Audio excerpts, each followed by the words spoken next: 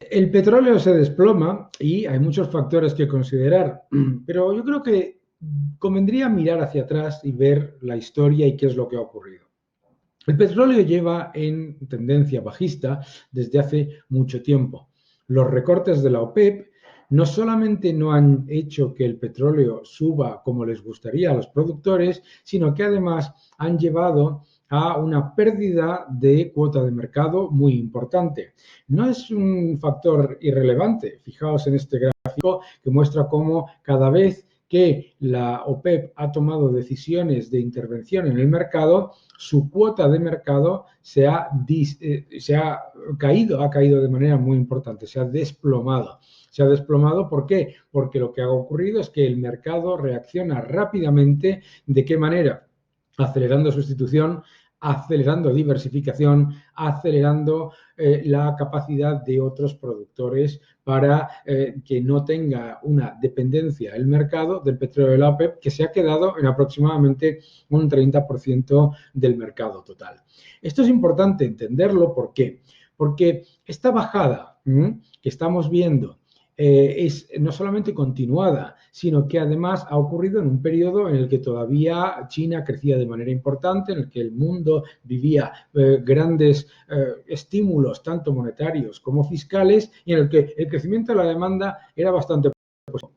Entonces, ¿qué es lo que ocurre ahora? Se unen dos factores. Uno, lo que ya pasaba antes del coronavirus, que es la debilidad del precio del petróleo a pesar de un recorte de producción de 1,7 millones de barriles al día, que no había funcionado, y además de las disrupciones de producción en varios de los países petroleros y los riesgos geopolíticos en Irán y Arabia Saudí, etcétera. ¿Qué ocurre? Pues que el crecimiento económico es cada vez menos dependiente de las materias primas, que el mayor importador ya no es Estados Unidos, que además la tecnología, tanto por disrupción como por sustitución, está funcionando y está funcionando de manera muy importante. Y además que a medida que los precios van bajando, los productores se adaptan más rápidamente. Acordaos cuando se decía que ningún productor podía ganar dinero a menos de $100 el barril, a menos de 70, a menos de 60, a menos de 50. Y la realidad es que la cadena de servicios, exploración, producción y desarrollo se va adaptando, reduciendo costes y mejorando en eficiencia. Como no puede ser de otra manera, porque el mundo del petróleo estaba absolutamente repleto de, digamos, presión inflacionista excesiva en algunos sectores. El sector de servicios cobraba prácticamente precios de oro por sus trabajos, incluso en exploración se pagaba cualquier cosa por activos petroleros, etcétera. Todo eso ha ido cambiando.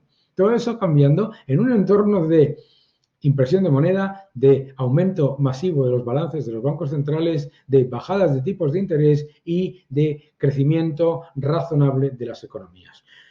Por lo tanto, lo que está ocurriendo es el reflejo de lo que hablábamos antes de la pérdida de cuota de mercado. Rusia y Arabia Saudí no se pueden meter en un recorte que les llevaría a hacerle mucho más daño a sus clientes. ¿Por qué?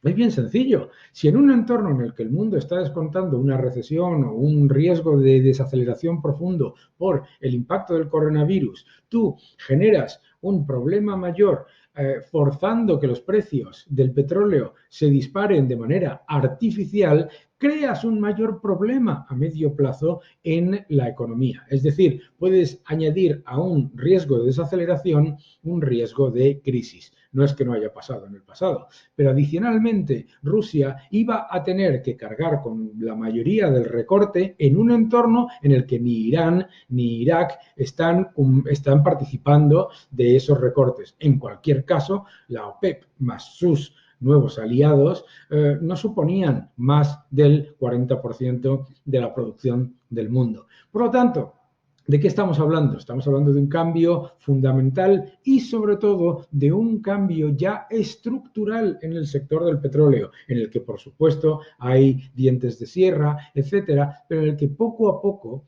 esa prima geopolítica que le añadíamos al precio del petróleo, esa prima por riesgo, esas teorías de la conspiración sobre que se iba a acabar el petróleo, etcétera, etcétera, van desapareciendo y va quedando la evidencia de que es una industria como cualquier otra en la que el crecimiento de la demanda no puede más que ser menor y de menor intensidad, en el que la dependencia de los precios es menor y en el que la tecnología y la sustitución generan mucho mayor beneficio a medio plazo.